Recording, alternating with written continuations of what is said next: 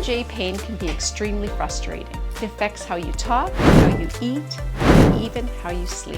I'm Denise, physiotherapist with specialized training in TMJ disorders.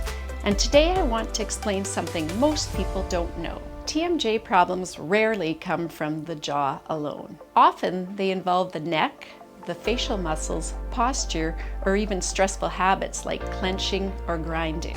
In your session, we assess how your jaw moves, whether the joints click or shift, the tension in your neck and facial muscles, your posture, and day-to-day habits. Treatment may include hands-on therapy for the jaw and neck, muscle release techniques, posture correction, and a personalized home program to retrain the way your jaw moves. TMJ treatment. Frequently asked questions. Do I need a dentist referral? Not always. You can see a physiotherapist directly. How many sessions does TMJ treatment take?